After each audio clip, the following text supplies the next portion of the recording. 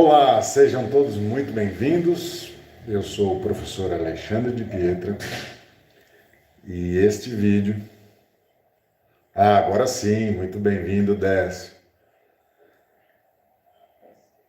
Sejam todos muito bem-vindos. Esta é a live de lançamento do nosso curso sobre a elaboração do PCA 2024.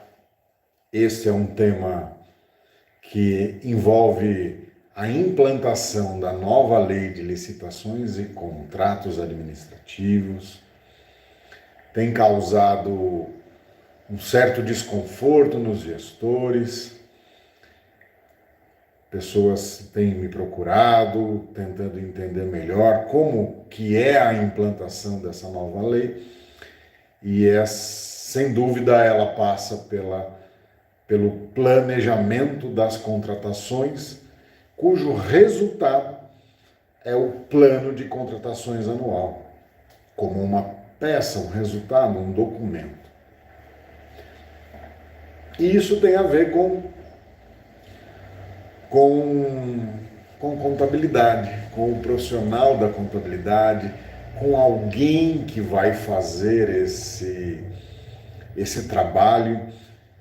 E nós sabemos que os colegas advogados têm uma incumbência, o controle interno tem uma outra incumbência, e há uma mudança cultural em curso, e o planejamento das contratações faz parte desta mudança. Aliás, tem sido a maior dificuldade na implantação da lei. Num primeiro momento,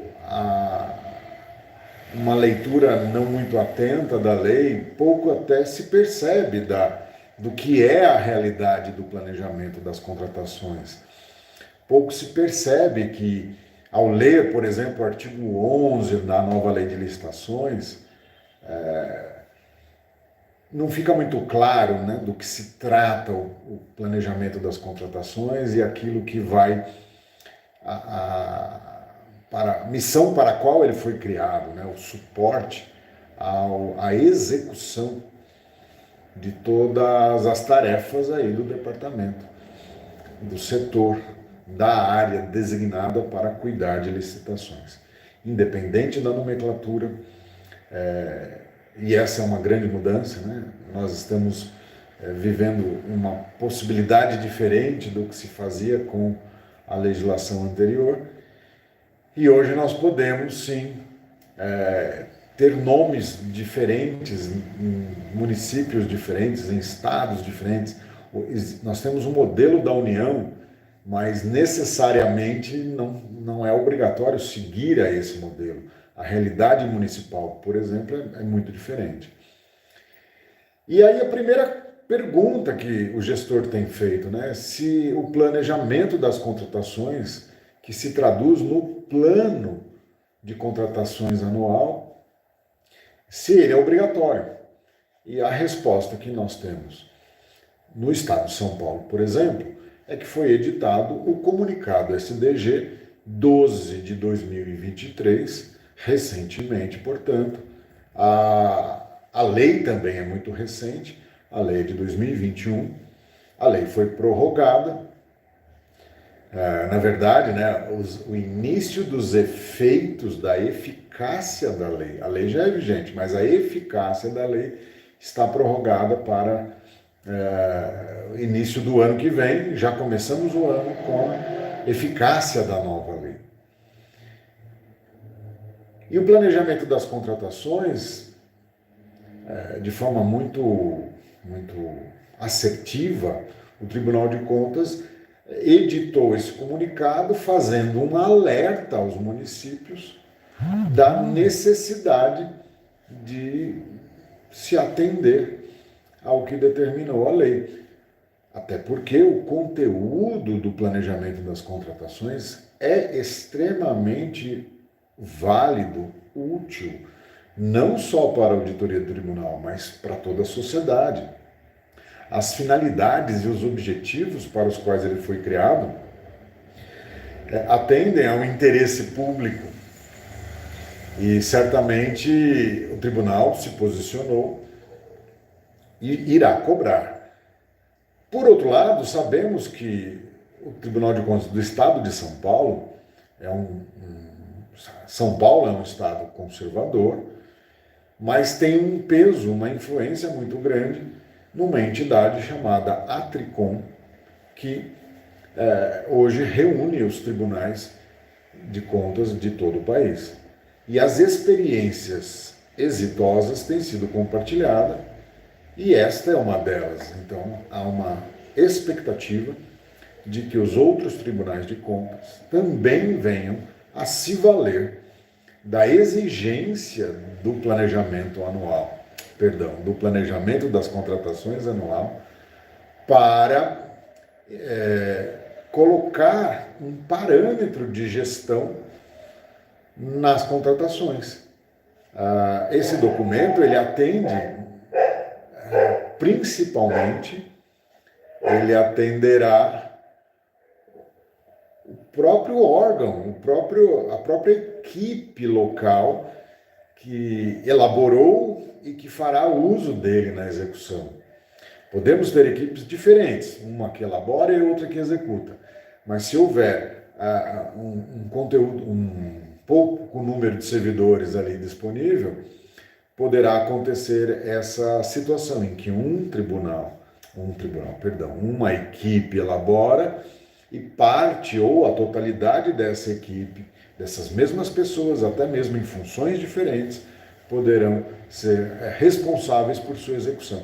E falando aí nas pessoas, essa é a grande mudança, a forma com que as pessoas estão envolvidas no processo, na estruturação, né, de todo o processamento dos certames licitatórios. Então veja, o Tribunal de Contas do Estado de São Paulo posicionou-se no sentido de exigir, já para 2024, o Plano Anual de Contratações. Isto é algo que nos faz entender, não só pelo comunicado 12, mas também na sequência, outro comunicado veio, que é o 3423, e esse é um pouco maior, um pouco mais abrangente. Por quê? O comunicado 34 de 2023 é também uma recomendação, ele aborda tanto o planejamento quanto a regulamentação de toda a implantação da nova lei. Ele aborda procedimentos operacionais. Então, a transparência, a publicação, são vários tópicos que estão neste comunicado, deixando muito claro da vigência e da eficácia da nova lei e a forma com que o tribunal tem percebido que o trabalho de auditoria será bastante, não digo facilitado, mas ele será orientado pelo próprio plano de contratações anual. Aliás, já que eu estou fazendo o trocadilho, deixa eu explicar.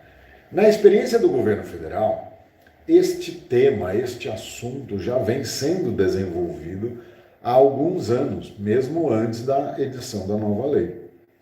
E é com base nessa experiência, com base na jurisprudência do TCU, que o plano ele foi sendo construído e testado na prática em alguns órgãos públicos. Depois isso se ampliou, mas a lei ela foi feita com base nessa experiência. E isso faz com que haja uma assertividade. E para a experiência do governo federal, o nome era PAC, Plano Anual de Contratações. E aí a nossa dificuldade de trocar a linguagem para o Plano de Contratações Anual. Então, toda vez que você estiver diante de um texto que utiliza Plano de Contratações Anual, entenda que esse documento, este assunto estará envolvendo aí a nova lei de licitações e com base na nova lei de licitações. E toda vez que você estiver diante do termo PAC, você estará atendendo, né, as normativas anteriores à nova lei de licitações e principalmente diante da experiência do governo federal. Então, a dinâmica que nós temos não é exatamente a repetição da experiência do governo federal. Nós temos a liberdade de normatizar de forma simplificada, de forma completa, dependendo dos interesses, os procedimentos licitatórios, bem como a elaboração do PAC. Então, esta técnica, o que eu quero dizer na verdade é esta técnica de regulamentar e estruturar é uma condição inteligente que a Lei Geral de Licitações, como é a nova lei, deixou para que os gestores eles exerçam esse direito, essa possibilidade, de certa forma até uma obrigação em regulamentar para que haja validade local. Então o PCA faz parte dessa regulamentação, a estruturação de como ele vai acontecer no município, as pessoas envolvidas, a agenda, quem é o requisitante, como é o documento de formalização das demandas, quais as análises serão exigidas. Existe um conteúdo mínimo colocado na lei, mas nós sabemos que vai além disso, é muito maior e, de certa maneira, necessário por conta da ausência de planejamento que os órgãos vivem. Situações absurdas, né? Gasta-se dinheiro público, muitas vezes gasta-se mais dinheiro público para se contratar algo do que o valor do contrato. E essa conta nem sempre é feita. Então, muitas vezes, num pequeno município, você tem 2, 3, 4 licitações do mesmo objeto. Então, o planejamento das contratações não é exatamente preencher um formulário, é entender as necessidades públicas e atendê-las. Por isso, o Tribunal de Contas do Estado de São Paulo já se manifestou, dizendo que sim, que é necessário, embora a lei tenha facultado a elaboração do plano, na prática o plano ele cria uma condição lógica necessária para que as licitações tenham êxito. Então, tirar o plano de contratações anual dessa metodologia sistemática, dessa estruturação da implantação da nova lei, é realmente impedir com que alguns princípios licitatórios encontrem espaço e ganhem vida ali naquela localidade, naquele órgão público. Enfim, pela lógica, não há como não cumprir a lei. Vamos ler juntos, aliás, eu vou ler para vocês o parágrafo único do artigo 11 da nova lei. Vou ler aqui calmamente, em voz alta. O artigo 11, ele fala dos objetivos da licitação, do processo licitatório na nova lei. Então, o parágrafo único diz assim: a alta administração do órgão ou entidade é responsável pela governança das contratações. E eu vou fazer um corte aqui para dizer: governança das contratações é a administração do setor de contratações, é a administração do problema chamado necessidade de contratações, das demandas pela contratação. E a contratação entrega objetos para a população, entrega o resultado desse contrato, serviços, bens, enfim. Então, nós estamos falando de uma necessidade administrativa de gerenciamento das contratações. Então vamos dar continuidade. Responsável pela governança das contratações, pelo gerenciamento das contratações, e deve implementar processos e estruturas. Eu falei até agora, quando falava de pessoas, dessa estrutura. E o processo processo administrativo, né? É a concatenação dos atos administrativos tendentes à finalidade, que é a obtenção de um contrato. Então, ele implementar processos e estruturas para fazer a lei funcionar, inclusive gerenciar risco e estabelecer controle interno para que tudo isso dê certo. Acompanhamento. Então, entenda, estabelecer controles internos é acompanhamento. Para avaliar, direcionar e monitorar os processos licitatórios e os respectivos contratos. Então, não é somente controlar os contratos, é controlar todo o processo, inclusive os contratos, com o intuito de alcançar os objetivos que a lei trouxe. Promover um ambiente íntegro e confiável, assegurar o alinhamento das contratações ao planejamento estratégico. E aqui eu faço mais um corte. Todo esse processo, ele não fará o menor sentido se o planejamento financeiro, entenda, PPA, LDO e LOA, os orçamentos alinhados, não é só a lei orçamentária, os orçamentos alinhados com as contratações. E isto é feito em 2023 para ser executado em 2024. Então, assegurar o alinhamento das contratações ao planejamento quer dizer também evitar que uma licitação deixe de ser feita por falta de dotação, por falta de verba.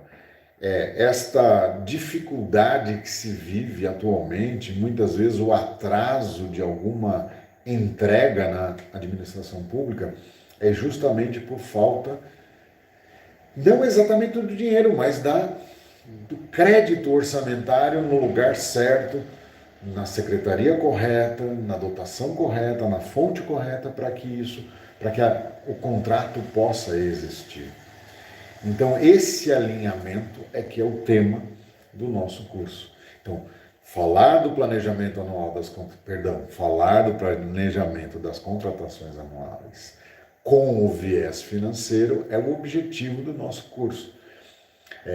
Sem dúvida, temos aí uma segurança com relação à eficácia da lei, com relação à exigência que o tribunal já demonstrou que fará, e por outro lado eu vejo os gestores inseguros, muitas vezes até não compreendendo aí o que vai acontecer, e quando acontecer, pode ser que seja tarde demais, no mínimo um atraso quase que inexplicável. Muito bem. Tudo isso que eu estou falando já deveria ter acontecido para apoiar a elaboração da LOA, que já está na Casa Legislativa, nas casas legislativas, Brasil afora. Mas mesmo aquele que não conseguiu, não entendeu e não seguiu esse alinhamento entre o planejamento estratégico do órgão e as licitações que irão ocorrer por falta de planejamento das licitações, nós temos, sim, como tema do nosso curso, como assunto do nosso curso, oportunidade para estudar como fazer com que mesmo de última hora, mesmo aí já às vésperas do final do ano, que a gente possa rever todo o planejamento e alinhar com as licitações, da forma com que a lei determina. Hoje, nosso objetivo era conversar sobre essa obrigatoriedade e convido a todos para uma próxima conversa, ainda dentro do que é o lançamento do nosso curso. de planejamento das contratações anual. Te vejo na próxima live, um forte abraço. Muito obrigado por ter assistido este vídeo até aqui.